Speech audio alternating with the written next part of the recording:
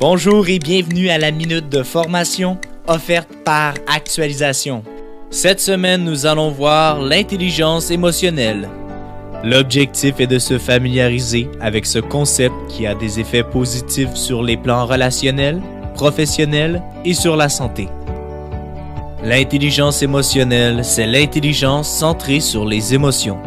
Daniel Goleman, psychologue et journaliste scientifique pour le New York Times, a écrit un ouvrage qui a popularisé le concept d'intelligence émotionnelle. Son modèle développe 4 concepts principaux. Le premier, la conscience de soi, est la capacité à comprendre ses émotions, à reconnaître leur influence et à les utiliser pour guider nos décisions. Le deuxième concept, la gestion de soi, consiste à maîtriser ses émotions et ses impulsions. Le troisième concept, celui de la conscience sociale, englobe la capacité à détecter et à comprendre les émotions d'autrui. Enfin, le quatrième concept, la gestion des relations, correspond à la capacité à inspirer et à influencer les autres tout en favorisant leur développement et à gérer les conflits.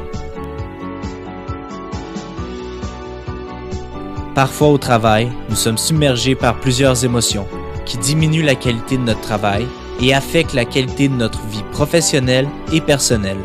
Ces émotions ont une très grande influence sur notre vie.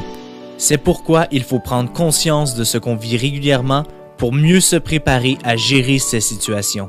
De ce fait, nous finissons par connaître nos déclencheurs psychologiques.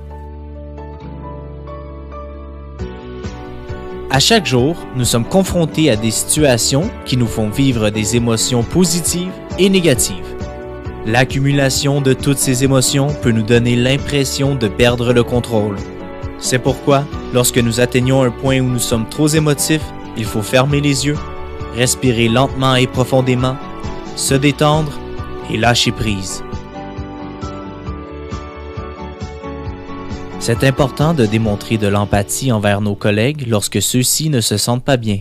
Une technique très efficace qui peut aider votre collègue est l'écoute active. Cette technique propose la méthode du reflet. C'est-à-dire, la personne émet un message indiquant qu'elle a un problème. Nous devons refléter l'essentiel de ce message. Et ensuite, la personne nous confirme ou clarifie cette perception. Lorsqu'on communique, que ce soit pour inspirer les autres, gérer un conflit ou confronter, les émotions peuvent nuire aux discussions. C'est pourquoi, avant de communiquer, il est conseillé de prendre conscience de ce qu'on sent, de ce qu'on pense, de ce qu'on fait et de ce qu'on veut. Puis, être plus loin de ses émotions si nous sommes trop émotifs ou être plus près de ses émotions si nous ne le sommes pas assez. Ensuite, il faut décider quand s'exprimer. Est-ce sur le moment, plus tard, à un interlocuteur ou à un confident? Finalement, il faut agir. En terminant, l'intelligence émotionnelle, c'est identifier son émotion et reconnaître celle de l'autre pour prendre un choix qui respecte les deux. C'est ainsi que se termine la minute de formation de cette semaine. On se donne rendez-vous la semaine prochaine. Rejoignez-nous sur notre site internet au www.actualisation.com ou contactez-nous au 514-284-2622.